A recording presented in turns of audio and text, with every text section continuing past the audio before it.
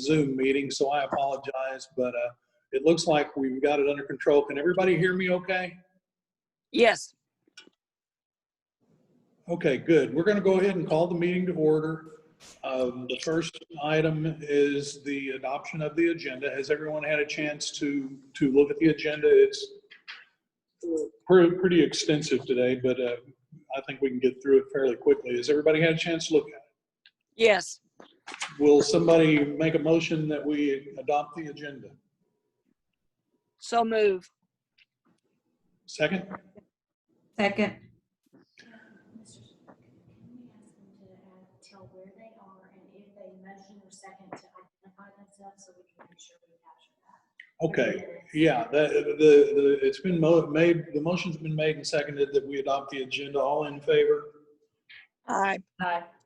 Okay, the agenda is adopted, and I failed to remind everybody. Let's go through and state your name and your address where you're where you're meeting with us from today, so we can get that on the in the minutes. And whenever you make a motion or a second, just state your name so Jordan can have, so she'll know who's making the motions and who's doing the seconding. So could we go ahead and start? Jennifer, could we start with you, please? Sure. Jennifer Whittier, Brookhaven, Mississippi. Do you need the direct address? The exact No, that's location? fine. That's fine. That's fine. Okay. Ms. Willis Carolyn Willis, Carrollton, Mississippi. and Ms. Cook. Jean Cook, Clinton, Mississippi. And let me see. Okay, that's all the board members. That's all we need to cover. And then if Mr. Speed, when Mr. Speed signs in, we'll go ahead and get that from him.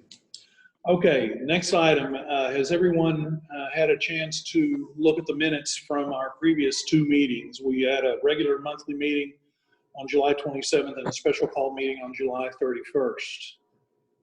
If there are no changes to those minutes, would someone make a motion to approve those minutes, please? So move. That's Jennifer. Jennifer. Okay, and a second? Second, Jean Cook.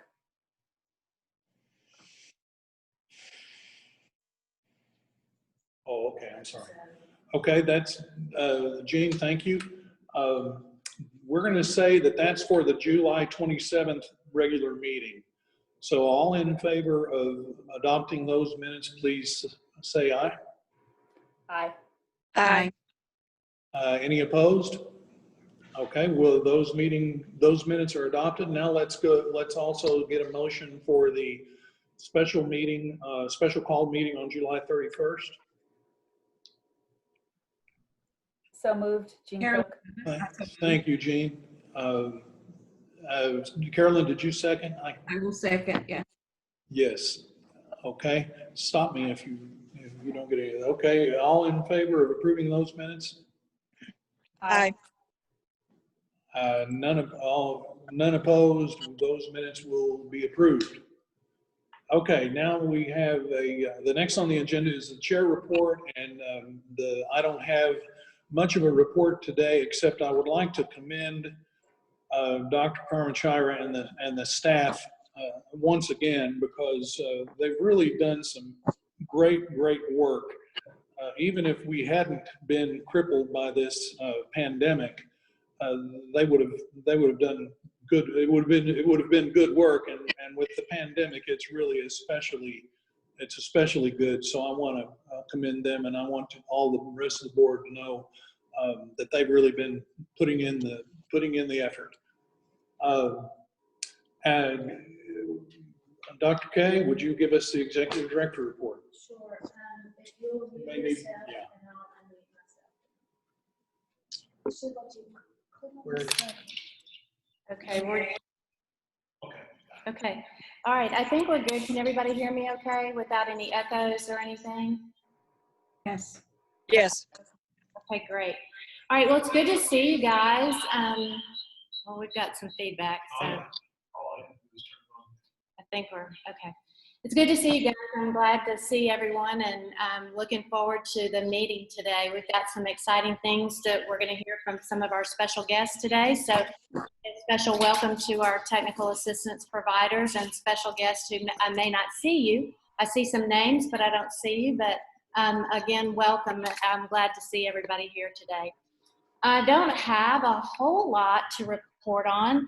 The first thing I do want to call your attention to in your board packets, I believe found beginning on page, I'm going to tell you, page 16, yeah, on page 16 in your packets, you're going to find the annual performance reports. Those reports are due to the schools each year prior to September the 30th. And so we have completed each one of those reports. The board does not have to take any action on those reports. We simply want to give you an opportunity to look at those. Our schools will have an opportunity to provide any factual feedback if there is an error in enrollment numbers or a factual error that needs to be corrected. They'll have an opportunity to present that to us, and then we will put these to bed on September 30th, and then all of these will become public information, public documents, and they'll be posted on our website. If anybody has a question or a comment, I'm happy to entertain those questions, or if you want to shoot me an email, you have a question about it, I'm happy to entertain it that way as well. It's relatively simple and self-explanatory. It's based on our performance framework. There are indicators throughout that framework and then point systems that are calculated that give us that total. The one thing I would point out is that the annual audit for schools is not due to us until October the 1st, and these reports are due by statute September the 30th. So each year then our schools will get a supplemental report based on their annual audit, which comes in after the statutory deadline of these going out to the schools. So any question about those before I move on? Okay, seeing or hearing none, then I'll move on to the rest of my report. Next thing I want to point out is that the schools that have been in the application process since January have completed their capacity interviews. We had 2 that were in the capacity interviews last week. September the 9th, we had SR1 and Voices for Education that completed their capacity interviews. Today, they will receive from the independent evaluators a summary report that will let them know which indicators they met and which indicators they did not meet past the capacity interview. They'll have until September the 22nd to respond to the authorizer, and then the board will make a decision in October whether or not to approve those schools as they are presented by the independent evaluators, either to approve or deny those operators for years in the future. Questions on that? I will note too, the applications committee will need to meet prior to that. So if you're on the applications committee, if you would mark your calendar for October the 6th at 10 a.m., our SchoolWorks consultant will lead us through the final stages of that application cycle prior to board approval in October. The next item on my agenda is the legislative annual report. If you're here in person, you have a copy. For those of you that are not here in person, you will get mailed a copy to your home address. If we don't have your home address, if you would send that to us, send it to Jordan, then we can make sure you get a copy of this in the mail. The important things about this to note, it is a legislative mandate. Our first one went out last year, and they're always a year behind. So this is on 2019. We had 2018 and a 2017 agenda that went out last year. I will say it's a little more comprehensive, and I know Ms. Cook is going to report on this during the committee reports, so I'll let her elaborate more on the details that are included in the report. The report will be shared with all of our key stakeholders, including our legislators, including our recruitment efforts as we did last year, and any of our friends and coworkers in our charter world, as well as those outside the charter world who may be interested in this. So we're very proud of the document and anxious for everybody to get a chance to look at it. Just an update on the Student Enrollment Task Force. That work is ongoing. I will like to actually recognize Mr. Scott. I see him on here. Mr. Scott and Dr. Hendricks both did an amazing job during the last task force meeting that we had. They did a great job on their presentation. Our work there is winding down. We have one more meeting, and then the following meeting after that, we'll kind of put together our recommendations. And if we have anything that needs to go before the legislature next year, we'll be ready to present that in January. Let's see, Smilo Prep is in the renewal stages for this year. They too were going to have a modified application because of all the waivers and so forth, and I can talk more about that when we get into that section. The back to school meeting was held with key MDE staff, and Vanda's going to speak to that. And she's also going to speak to the pre-opening walkthrough that we had with LaFleur Legacy. So she's not in the room with us. She's feeling a little under the weather, so she's in another room.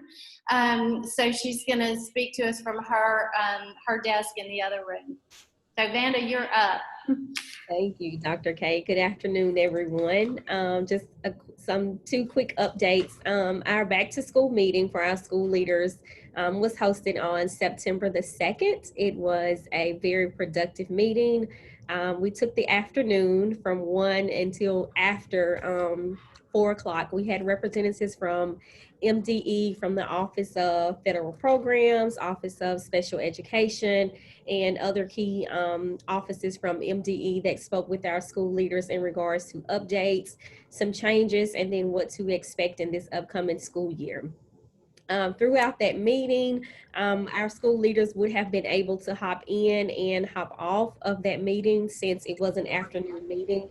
Therefore, that meeting was recorded, and it has actually been posted on our website as a resource along with all the presentations and additional documentations that were given by MDE as well as the MCSAB office. So our school leaders can access that resource, the video, and along with those additional documentations at any given time, just to kind of go back to be sure that everyone is up to date and has the necessary information that they need to have a successful school year.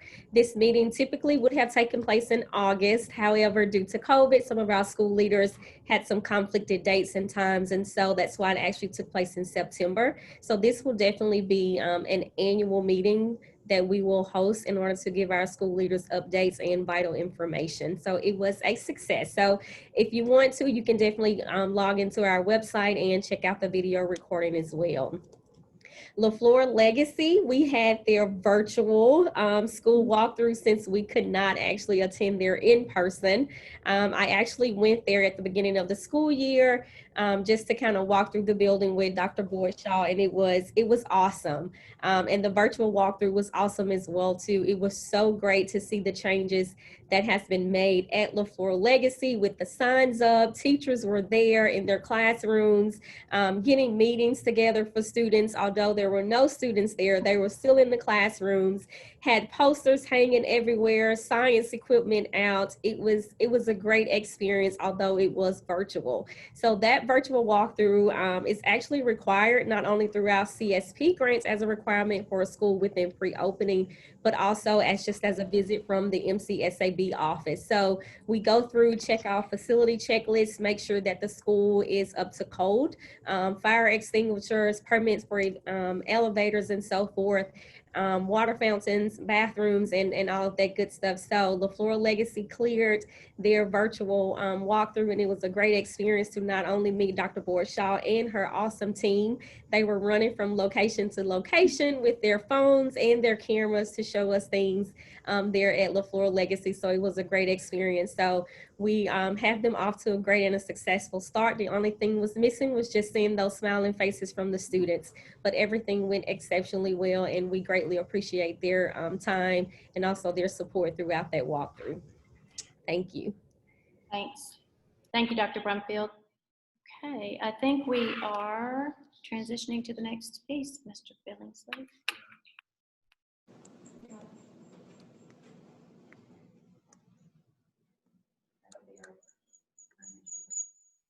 Oops, I got it a little bit too loud. You're gonna have to mute. Page 53 through 63, the financial reports for Denise. Okay. Thank you. Now we're going to move to the financial report. Denise? Good afternoon. How's everybody? Good. Good. I've just got a few little things that I want to touch base on.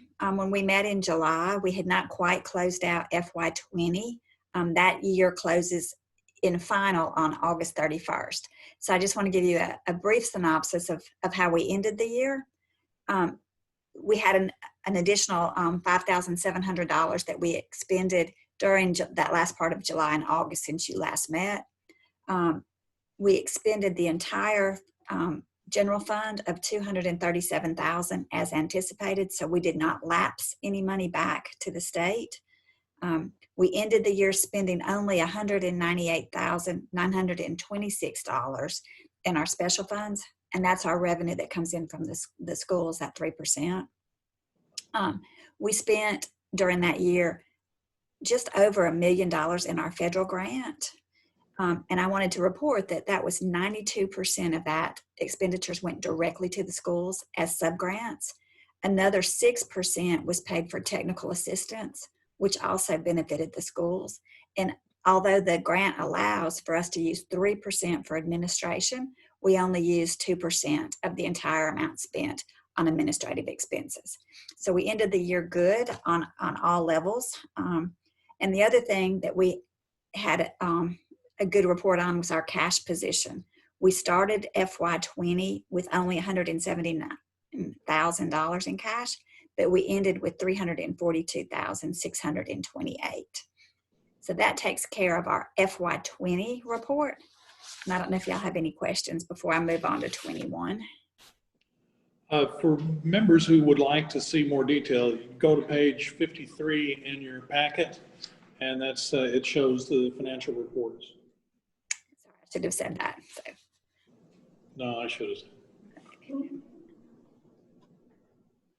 Okay, so then if there's no questions on FY20, we'll talk about FY21, which starts on page 59 in your packet. We adopted a budget of $452,111. That's well below the amount that the legislature appropriated us to spend. They appropriated $729,890. That what your budget is for the year is just slightly above what you spent for all of last year, but it's under what you budgeted for FY20. So I think you've got a really good budget. It's based on the open contracts we have and current salaries. The operational expenses for the first 2.5 months of the year have been $68,141. And you'll see that in detail on the financial statements that were provided. The grant expenses so far this year have been $221,761, and we're slightly higher than we ended the year on how much has gone to the schools. 94% of the expenses was paid directly to the schools.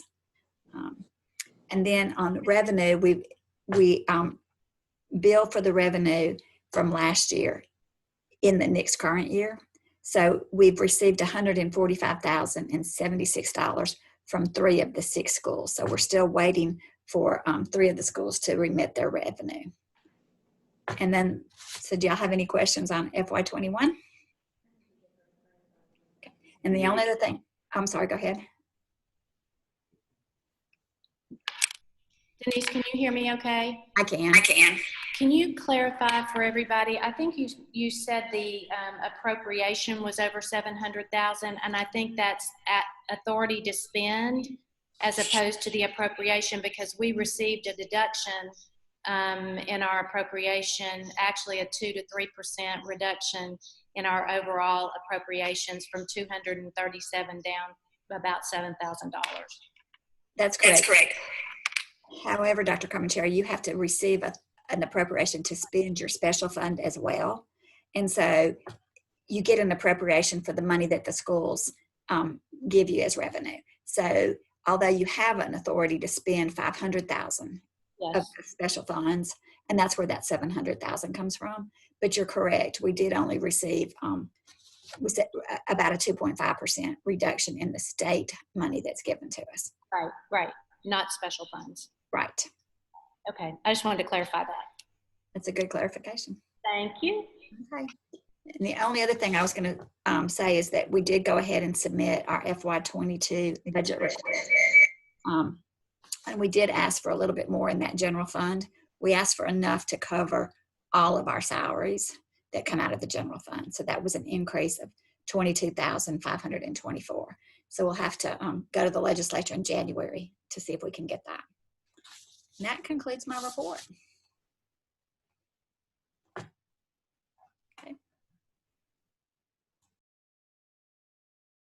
Since provide a report. Champ Carter, let's go with you first. Who's? Morgan and William. They're our special guests today from Champ Carter Tandem Learning, so we're glad to see them. Hello, everyone. Hi there. Hi. I'll give a quick introduction, Lisa, unless you want to. No, please go ahead and introduce yourselves. That's great. All right, thanks so much. Hi, y'all. I'm Morgan Ripsky, and I am from Champ Carter Consulting, and I'll let William Haft introduce himself afterwards. I'm really delighted to be able to meet y'all today, and excited to talk with you a little bit about the work that we've done thus far. I understand that y'all have a packed agenda, so I'll try to go through it quickly. I do have a PowerPoint for y'all that I'll show in just a second. But William and I were contracted in the spring of this year to do work with the authorizing board in building some technical tools for the charter schools. And just a quick bit about us. I know that y'all saw our application and approved it. I've been working in the charter sector for the past more than 10 years. I'm based in New Orleans, Louisiana. I helped start up a few charter schools in New Orleans, and for the past 6 years have been doing national work, both with authorizers and with charters, often around expansion and support. And I've been fortunate enough to do a lot of that work with William Haft, who partnered with me on this project. And William, I'll let you introduce yourself, and then I'll start showing the slideshow. Great. Hi, everyone. I'm William Haft. I am an independent consultant based out of White Plains, New York. So I'm hoping to get the prize for the one who traveled or didn't have to travel the farthest for this meeting. I have worked in and around charter schools for about 20 years now, after having been a school teacher and then an education attorney. And as Morgan said, we've gotten to work together on a number of projects. And I also was fortunate to, I worked a number of years at NACSA, so I have a lot of experience on the authorizing side, and including working with the board on the first couple of application processes that the board ever conducted. Thanks so much. And Lisa, will it work if I go ahead and share my screen and show I can't see on y'all's side. Sure, and Jordan is here for technical assistance as needed, so we're ready. Well, it probably will be needed. This isn't my strength, but I'm gonna do my best. Here we go. We're ready. All right. All right, so I'm gonna share this PowerPoint with y'all, and let me put it in a slideshow.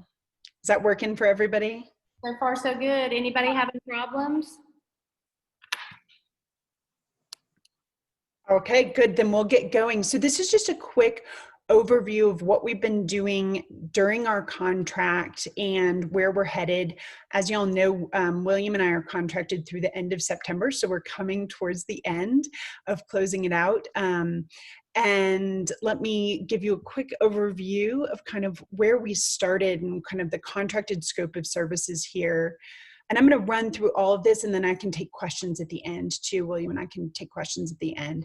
So we got contracted for a 2-phase kind of project. The first being a landscape analysis. So what we did was meet with existing charters and meet with the staff at the authorizer board to really get a clear understanding of what's going on in your ecosystem, and then built a report from that. And from that also determined, alongside with the staff at the authorizer board, what tools would be most useful for the charter sector. And we agreed as a part of our contract that we were going to create a minimum of 2 primary resources for each of the 3 charter types. So for aspiring operators, approved schools, and existing operators. And so this landscape analysis piece, which was the first piece that we really did in April, May, and finished in June, we conducted surveys and interviews across the existing charter leaders. And we did some of that work with Professional Polish with Mary Perry, who I know is on this call today as well, because we didn't want to overlap too much, and we wanted to make sure we were really streamlining the resources that we were offering to the charters. And we also looked at the prior charter applicant process. So the charter application process that occurred last year, there were some really good reports from that we really looked at to see kind of what was going on in that application process and what we could do more to support the existing, the folks through the application phase as well. And so what we did, the kind of final output from this was a memo, which is actually linked in this report. So for those of y'all who have the actual PowerPoint deck, you can click that and link it. And we completed that in June. And really what the important component of that memo was really to help us refine and define exactly what tools we were going to produce. So we knew we didn't want to tell y'all what tools you needed before we talked to you and really dove deep into the environment there. And from that, we created this list of toolkit recommendations. So we pulled up kind of what we were going to produce. I'm going to walk through each of these tools and give you a little update on the process for creating them and the status of each of them. But this is what we agreed to with the authorizer board staff and Dr. K's approval. Was these were the things that we thought were the most necessary, and you'll see kind of how they aligned to the operating schools, approved schools, and aspiring operators. So really tried to get tools that cut a wide swath across all 3 groups. All right, so I'm gonna walk y'all through these tools. And again, I know I'm going quick today. I'm happy to take questions here at the end. And William, please jump in too as we go along. I might prime you for a couple of these tools too. So first, we decided to do a governance 101, and this was really based on some deep dive interviews with some board leaders. So we did interviews in July, both with a new startup board, LaFleur, who's opening this year, and with a board that had been in existence for a while with Midtown, just to get very different perspectives on what the needs were from charter board members. And then also really relied on that, a lot of the information that we received during the landscape analysis that came directly from the CEOs and charter school leaders. And of course, William and I, with our background in doing charter board work, I've done board trainings for years. William has as well, and he also sits on charter school board right now. So we leverage his practical expertise right now. So we built a board training for new board members, and that training is scheduled to be live next week. And then what we will do is produce a recorded training and the PowerPoint deck that will go on your website by the end of this month. For our next tool, we built a charter school checklist, a startup checklist. So this is for operators who have been approved. And what it is just a consolidation of all of the things that they need to do in year 0. And we have both required things, so items that are required by the state or by the authorizer board, but also suggested tasks. And we have them organized in a way that is just really simple, easy for charter leaders to look at, get a real clear understanding of the wide swath of work that they have to do in that startup year, and also a timeline by which they should be achieving those tasks. So my status is nearly final, as Vanda knows, because we were almost finished last week and we were making some final tweaks, but we're really close to having this checklist finalized and being able to put it up on the website. That will happen at some point this week. And the next two, William, I can defer to you on these two, the contract quick reference guide and the law, if you'd like. Just let me know when you want me to flip the slide. Sure. The contract quick reference guide is intended to facilitate access to the charter contract. The charter contract is obviously a really central and fundamental resource and document that encapsulates the relationship between the board and the charter school. And sometimes it kind of sits on a shelf, and sometimes it's not so accessible for school leaders who are not lawyers. It's really a legal document, but folks need to reference it who are not lawyers. And the idea was just to take some of the key types of provisions and provide some guidance and some reference for how charter school leaders in particular, but maybe also folks on the board and staff at the authorizer can reference it. And the key categories being things like reporting. What are the things in the contract that have to do that require the school to report something to the board, to the authorizer? Or what are the things in the contract that require approval for the school to make changes? We know that autonomy is and flexibility is one of the key privileges that charter schools have, but there are things where they need approval, and they need to know before they make changes, and they need to know what those things are. Likewise, there are things that they can make changes, areas where they can make changes, and it's helpful for them to know what those areas are.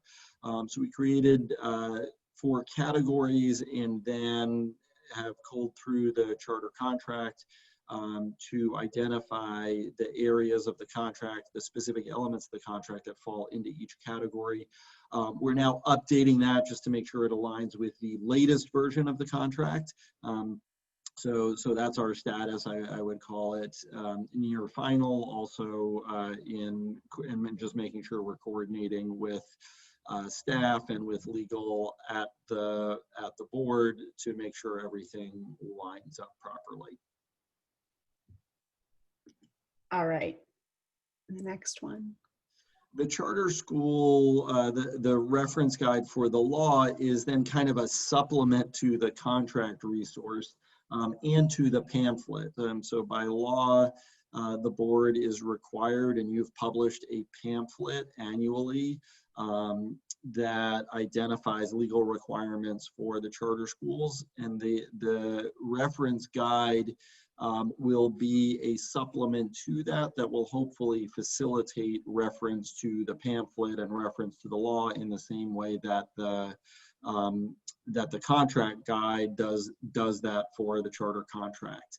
And that is in development. We wanted to get the contract reference set up first and near final or even final, and then the law reference guide will be a companion to that and will complement that. Thank you, William. And I would just note too, I think the contract guide and the law kind of quick reference guide, we think could be really useful tools also for aspiring operators. So as you have folks who are interested in becoming operators, these would just be quick, hits where folks could really get an understanding of what it means to operate a charter school in the state of Mississippi and kind of what they're signing up for as they express interest in becoming a charter school. So 2 more to touch on today. We conducted a applicant interview prep for the aspiring charter operators who were going through the interview process that Lisa referenced earlier. So those applicants, we did an interview prep session with them, a live interview prep session, and then William and I recorded that session, and we'll have that for your website for future charter applicants as well.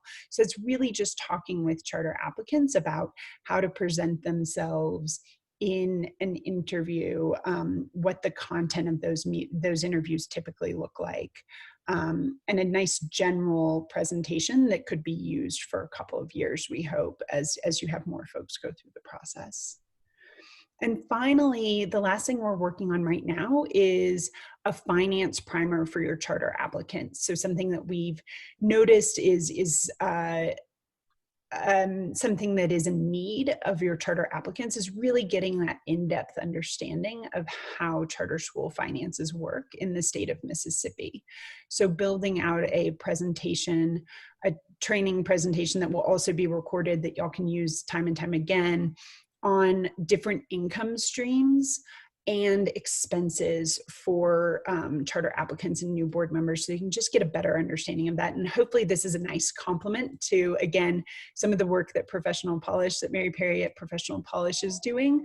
I want to just make sure that it's clear that we've really worked side by side with her to make sure anything we're producing complements the kind of deeper work that she's doing, and hopefully can also stand on its own when we're all not here supporting the authorizer board in the future. And just a quick kind of snapshot as I ask, y'all can ask questions, but this is an overview of these final products and the timeline, as you'll see, getting them all to completion by the end of next, is that next week already? By the end of next week. Dates have no sense in time of COVID and hurricanes, unfortunately, right? But getting it all done by the end of next week so that we close out our contract on the 30th with everything up on your website and everything final. And I'm happy to take any questions that y'all might have. I have questions. Anybody have a question from the board who'd like to clarify anything or make a comment?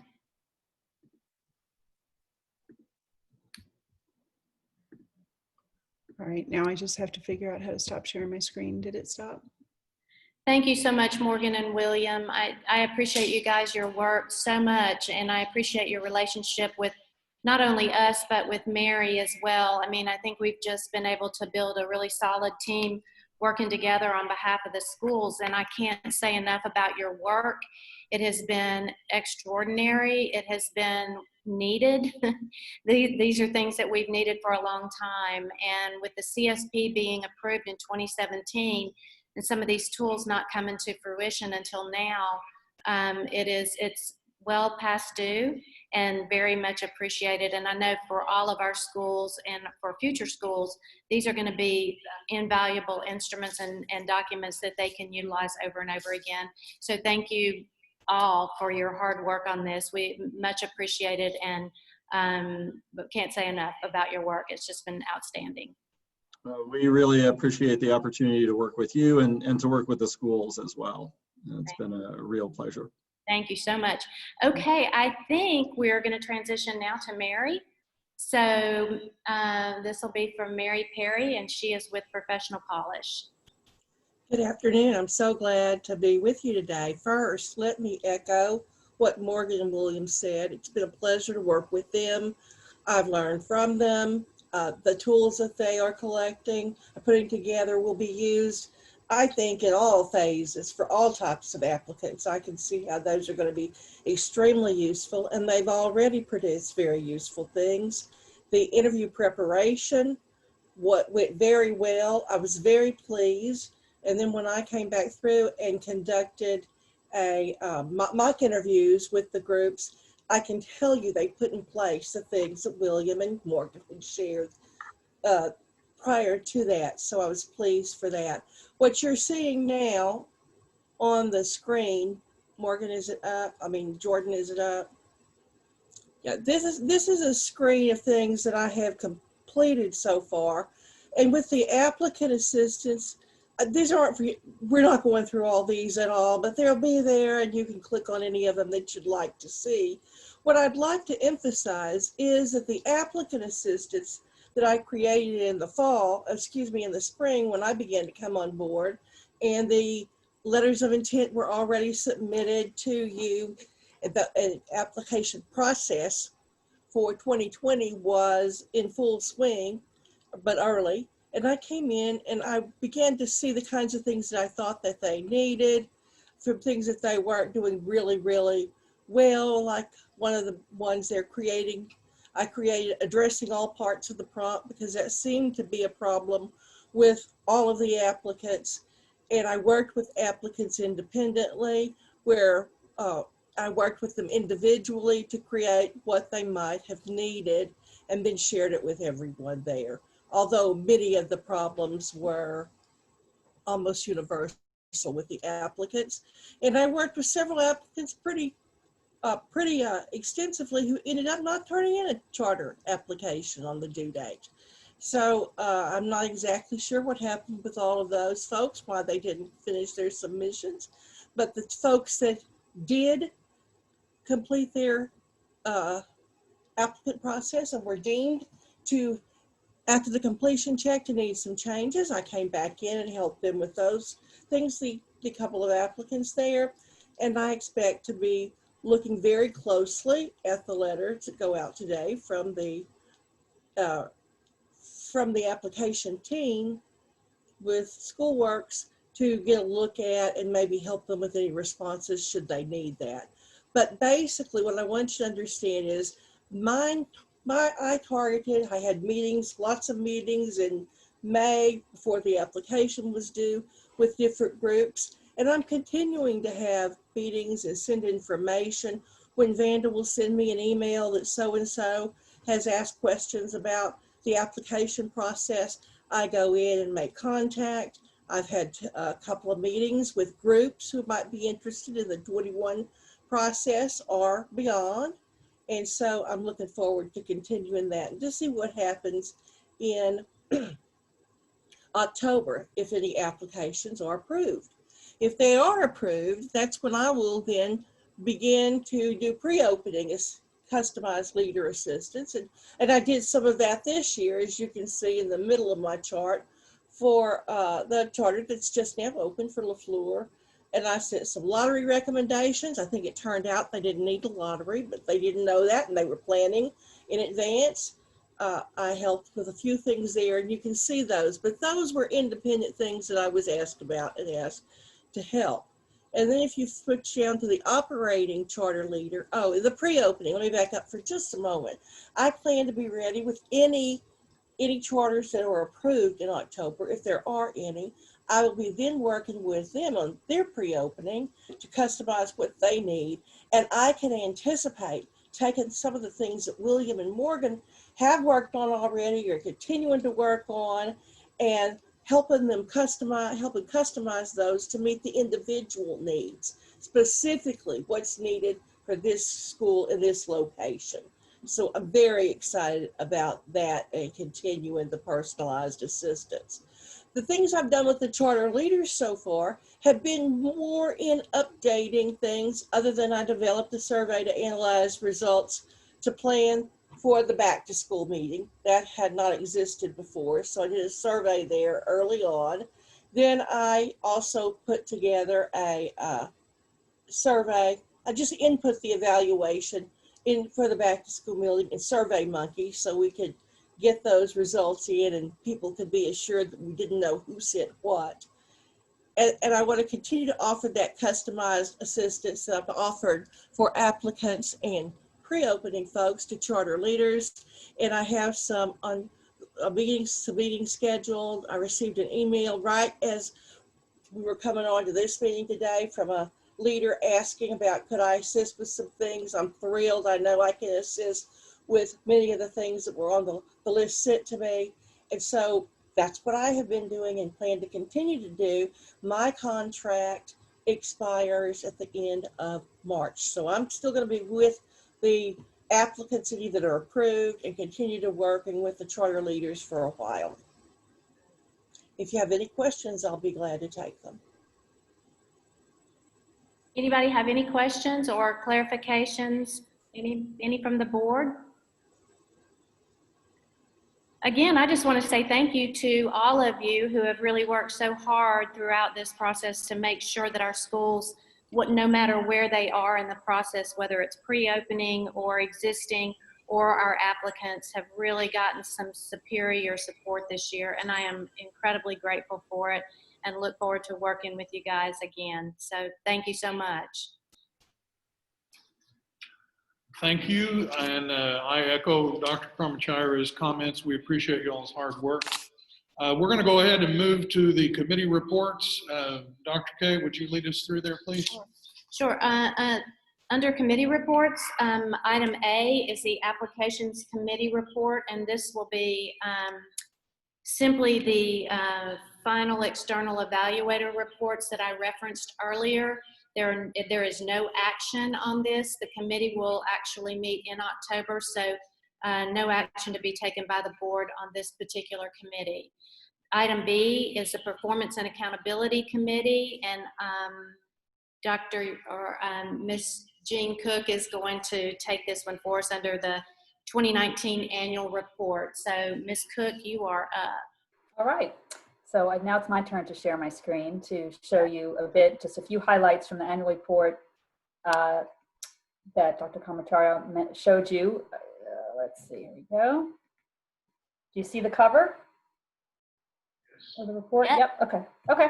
So I mentioned last month that this report is just filled with great graphics and information that show the progress and achievements of the charters. And there were a few highlights that I wanted to point out.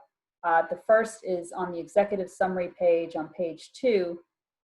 There are some key findings. Excuse the scroll here.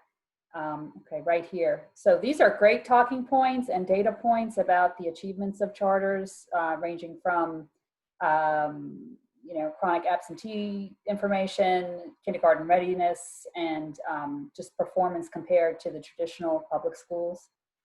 And then we have on page 5 is a section on myths and facts about charter schools, right here. And on page 6, similarly important is the levels of compliance of charter schools, the federal, state, and the local and governing board authorities there. And on page 7 is the results of the parent survey that was conducted in partnership with Mississippi First, also with data on the parent satisfaction and their opinions on the option of the charter schools. And finally, it was previewed in the key findings, but on page 12 are the results of the kindergarten readiness assessment. This is a longer scroll here. And what it shows you here is there's a data point in the key findings section that talks about on average, the students' exit scores at the end of kindergarten are higher than the state average. And here you can see where that is. The state average is 711, and Clarksdale Collegiate and Smilo both exceed that score. So these are all new features for this year's report. And so I know annual reports might seem like a boring read, but this is a great read. It has a lot of context, a lot of data, and tells a great story about the charters here. So that's all I have for that. If I can end my sharing. Thank you. Jane, can you hear me okay? Yep. Thank you so much for that report. We appreciate your work on the committee and for referencing the report for us today. Ms. Johnson? We're not going to do anything on that was performance. Yep, then we're here now. Okay, we've reached the part of the agenda where we have a public comment. Dr. Boyd Shaw from LaFleur Legacy has asked to make a public comment. So Dr. Boyd Shaw, the floor is yours. Good afternoon, everyone. Thank you so 5 much. minutes if you can. Can you hear me? Okay. Here are you. You said yes. Okay, great. So again, good afternoon, everyone. Please forgive my look. I have a screen and a laptop, so I'll be looking left to right. But thank you for the opportunity to speak today. As noted, I am Dr. Tamla Boyd Shaw here today speaking on behalf of our school, LaFleur Legacy Academy. My comments center mostly around technical assistance and just needing further assistance. So during the 2019 application cycle, our organization received financial guidance from the charter school office on or around April 10th in an email from Dr. Karmacharya that directed us to account for an FTE teacher unit for gifted education. The guidance noted that because there was no way charter schools could know how many gifted students it would serve, the allocation was given only in the first year. On July 21, I received a MAPE allocation summary document from Ms. Letitia Johnson at MDE and realized the gifted allocation was not included. So she directed us to Ms. Jen Cornett, the gifted education specialist at MDE, who let me know on July 24th that she had not been informed of our school's opening and thus the need for an allocation. She said in her email, and I quote, "Prior to the December 10, 2019 program offices are given a list of new institutions and charter schools. Receipt of your email today is the first that I have been notified that a new school was opening for the 2020-2021 academic year." Excuse me, Dr. Boyd Shaw, can you stop for just a second? Yes. Avery, are you on the call? Yes, I'm here. I'm sorry. I've been having trouble getting unmuted. Sorry. I just, before everything started, I was just going to remind the board and Dr. Shaw about the policy for public comment is limited to 5 minutes. I just wanted to remind the board of that, but I didn't want to interrupt. I apologize for interrupting.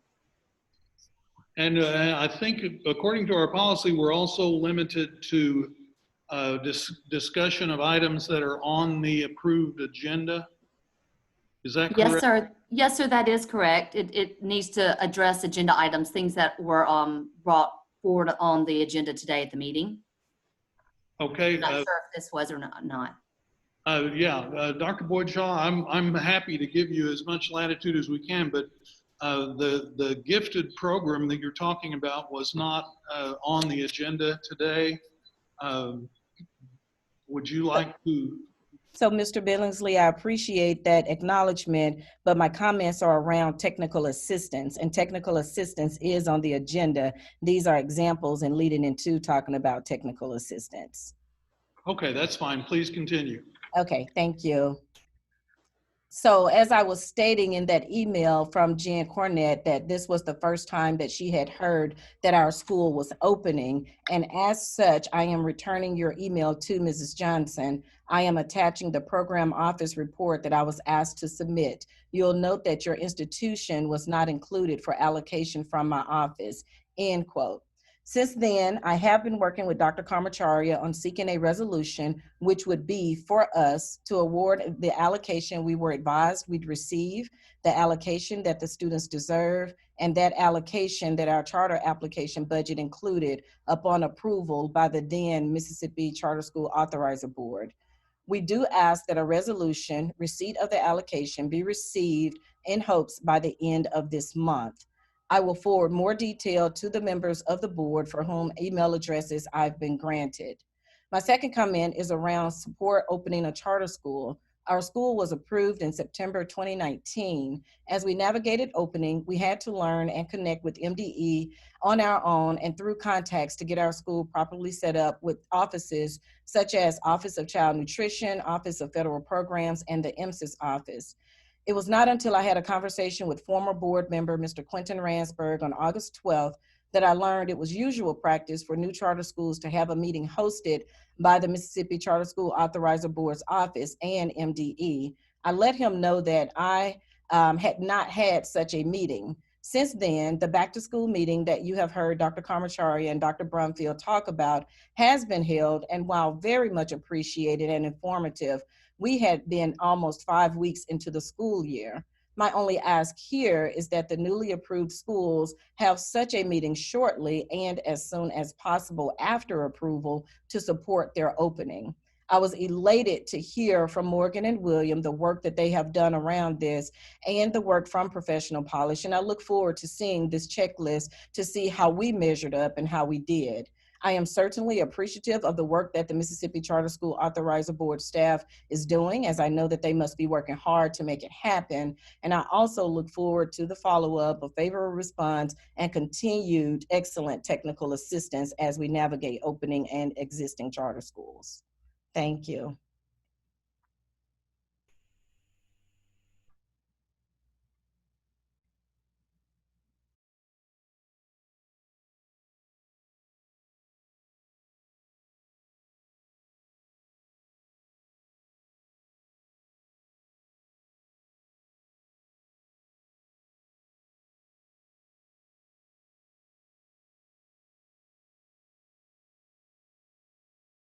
Yeah. Can y'all hear me okay? You need to unmute. I thought I was unmuted. Can y'all hear me now okay? Okay. Yes. Oh, I don't know. Okay. All right. I'm sorry, did nobody hear me a minute ago when we moved out of the public hearing? I apologize to that. Dr. Boyd Shaw, thank you for your comments, and we appreciate you making the effort. And now we move to the new business items. Dr. Karmachari will take us through that. Okay, thanks. This technology can be a little tricky, especially when you're all in one room together trying to manipulate everything. Okay, so we are under item X on your agenda now, which is new business action items. Action item A is a waiver request for the annual performance framework report, indicator A. This will impact all schools. It can be found on page 69 in your in your board packet. This program requirement is around school meets attendance goals, and what this will do for our schools in the next cycle will relieve them some around attendance. Now, that doesn't mean they won't take attendance. They will still be obligated to take attendance per the MDE requirements, but in the reporting piece, we will not technically hold them to the framework standard. We will report, but we won't take off points should they not meet that standard next year, understanding that it's going to be incredibly difficult to ensure that all children are in school throughout this COVID-19 pandemic. So we would ask the board to consider that, and the details of that are again found on page 69. They are highlighted in peach for you, and what that says is data that is unavailable will be indicated as such in the annual report for 2021. We have already waived that for 2020, but this will extend that through 2021. On page 70 and 71, you'll find additional requests for waivers. These are around site visits. The Mississippi Charter School Performance Framework requires that in the initial 5-year contract, ongoing monitoring takes place in year 1 and year 2.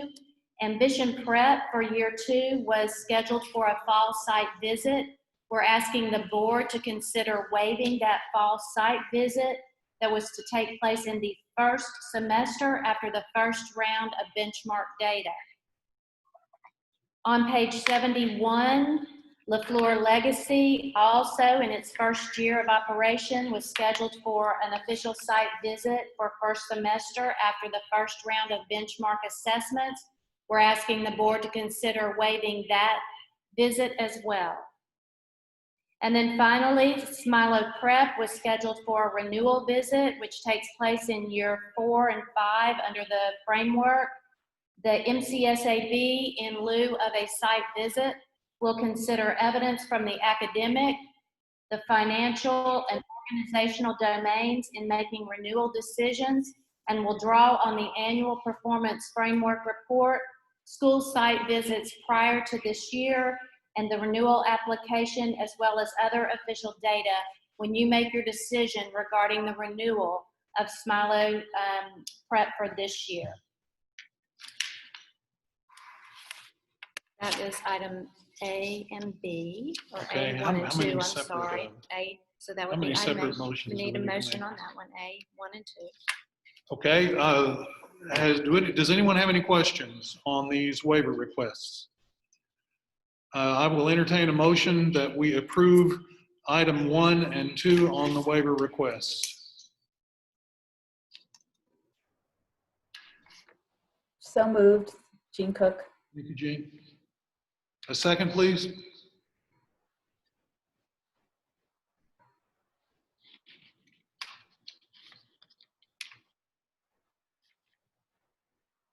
Anyone on the second, please? Second, Jennifer Whittier. Thank you. All in favor, please say aye. Aye. Aye. Aye. The motion carries. Those waivers are approved. Okay. Item B, following down here on page 2 of the of your packet on the agenda, and referring to page 72 in your board packet, you'll find the renewal guidance and application for Smilo Prep for this year. Republic was offered an opportunity for comment and feedback and input on this document as it reflects some changes to the previous document that we had for renewal. We didn't receive any response from them regarding this, so we're asking the board to move forward with a modified version of this application and guidance. It removes sections that are not applicable to them. In particular, there was a section on this application that was referred to D schools only. Their school is not a D school, so it certainly wasn't applicable to them. So we asked that we just remove that from this application. Anything that did not necessarily apply, we have removed from the application. It also provides for documentation by reference. Republic has 3 schools. This will eliminate some administrative burdens for them by being able to just reference those documents as opposed to having to put them into and include them in the entire application again. In addition to that, the templates that we had last year were not working. And although we had received that document from a previous provider, we received them at the last minute and they weren't working. So Jordan has taken some time to put those into fillable documents and templates for the applicant to use. So it'll make it a much simpler process for them in terms of completing this application for their school renewal. So we would ask the board then to consider the guidance in its modified form due to the COVID-19 pandemic and the uniqueness around the situation with respect to a renewal during this time. Does anyone have any questions about this request for renewal guidance and application? If not, then will someone please make a motion that we approve? So moved. Thank you, Mr. Speed. A second, please. Second, Jean Cook. Thank you, Jean. All in favor? Aye. The renewal guidance and application changes are approved as submitted. Thank you. Item C then, following along under the agenda, is an RFP for technical assistance for the recruitment of high-quality charter schools. For those of you that were here last year, you will remember we released several RFPs at one time related to the charter school program, this too being a part of that work. We did not receive any interest at all in the RFP around technical assistance. So we are asking the board to reconsider allowing us to re-release this particular RFP. Since it's such a critical part of our work, we know that we need to continue recruiting high quality operators to the state of Mississippi, And by having some additional support outside the office, we can make that happen. So we would ask the board to consider that. We will do our due diligence in advertising, following all of the requirements around placing it on our website, and then sending it out to those who may be interested. Thank you. Are there any questions about the RFP technical assistance for recruitment? If not, do we have a motion to approve? So moved. Jennifer Whittier. Thank you, Jennifer. A second? Second. Thank you, Mr. Speed. All in favor, please say aye. Aye. Motion is approved. The technical assistance for recruitment of high-quality charter schools is approved as submitted. Go out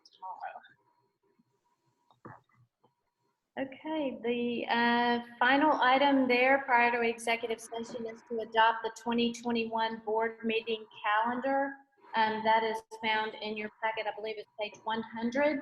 If you guys want to take a peek at that calendar and see if anything stands out, we try to avoid coming in on a Monday after a holiday and things like that. So Jordan, we've done our due diligence to make sure we didn't conflict with anything major. So if you guys want to take a minute and then let us know your preference on approval with respect to the calendar.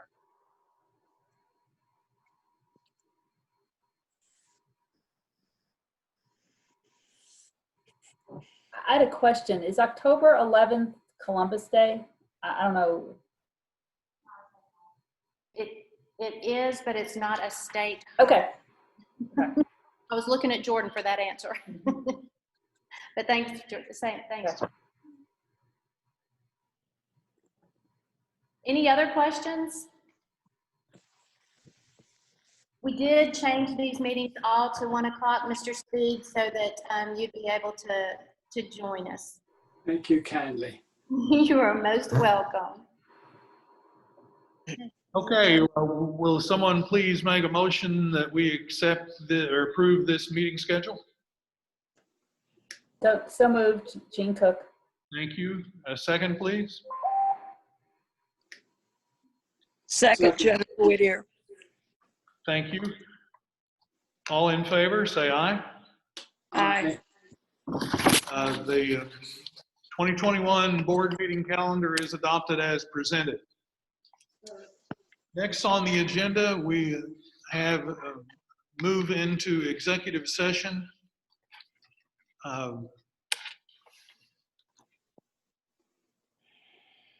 So I will entertain a motion to move into a closed executive session. So moved. Thank you, Mr. Speed. Second. Second, Jean Cook. All in favor? Aye. Okay, we are now in closed session. We now need the next motion we need is to, I'm sorry. Okay, we need a motion to go into executive session for deliberation and findings concerning potential litigation. Will someone please make that motion? So moved. Second, please. Second, Jennifer. Thank you, Jennifer. All in